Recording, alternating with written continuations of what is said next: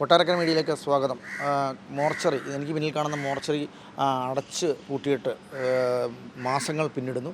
ഈ മോർച്ചറി തുറക്കാത്തതിനെ തുടർന്ന് ഉണ്ടായ ഒരു സമരം കഴിഞ്ഞ ദിവസം BJPയുടെ നേതൃത്വത്തിൽ ഈ ഹോസ്പിറ്റലിലേക്ക്, കൊട്ടാരക്കര താലൂക്ക് ഹോസ്പിറ്റലിലേക്ക് എത്തുകയുണ്ടായി. ആ സമരം പിന്നീട് നഗരസഭയിലേക്ക് മാറുകയായിരുന്നു. ശവമഞ്ചൽ, മാതൃകാപരമായ ശവമഞ്ചലും ചുമന്നുകൊണ്ടുള്ള സമരമാണ് നയിച്ചത്. എന്നിട്ടും ഈ മോർച്ചറി ഇതുവരെയും തുറക്കുന്നില്ല എന്നുള്ളതാണ് നാട്ടുകാരുടെ പരാതി.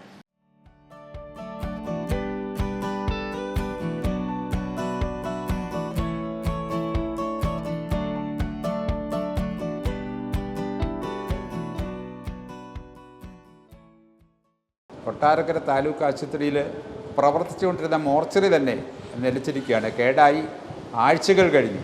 കോൺഗ്രസിൻ്റെ കൊട്ടാരക്കര ബ്ലോക്ക് പ്രസിഡന്റ് രീതിയിൽ ഞാൻ ഇതിന് എത്രയും പെട്ടെന്ന് അടിയന്തരമായി മോർച്ചറി പ്രവർത്തിക്കാൻ നടപടിയെടുക്കണമെന്ന് ആവശ്യപ്പെട്ടുകൊണ്ട് നഗരസഭാ അധ്യക്ഷനും സൂപ്രണ്ടിനും കത്ത് നൽകിയതാണ്. ഒരാഴ്ചയകം അത് ആരംഭിക്കുമെന്ന് പറഞ്ഞു. പക്ഷേ ഇതുവരെ ഇതിൻ്റെ മെയിൻ്റനൻസ് നടത്തി അത് പണി തുടങ്ങാൻ സാധിച്ചിട്ടില്ല.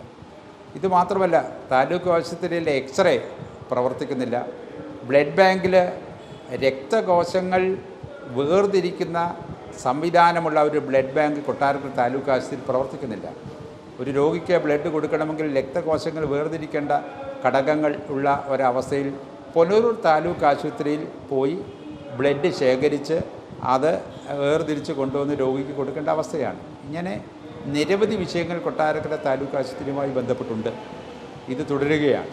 ഇതിന് അടിയന്തരമായി പരിഹാരങ്ങൾ കാണേണ്ടതായിട്ടുണ്ട്.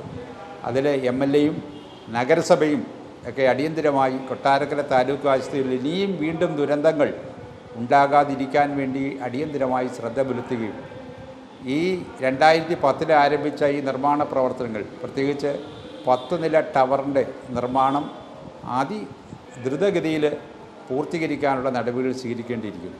കാരണം ആയിരക്കണക്കിന് രോഗികളാണ് കൊട്ടാരക്കര താലൂക്ക് ആശുപത്രിയിൽ ചികിത്സ തേടി എത്തുന്നത്. നമുക്കറിയാം, അവിടെ ചെല്ലുന്ന രോഗികൾ സാധാരണ ആളുകളാണ്, പാവപ്പെട്ടവരാണ്.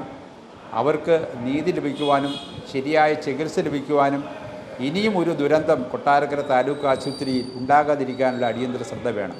പലപ്പോഴും പല ദുരന്തങ്ങളും ഈ അടുത്ത സമയത്തൊക്കെ ഉണ്ടായി. അതൊന്നും ഞാനിവിടെ വിവരിക്കുന്നില്ല, കൊട്ടാരക്കരക്കാർക്കെല്ലാം അറിയാം.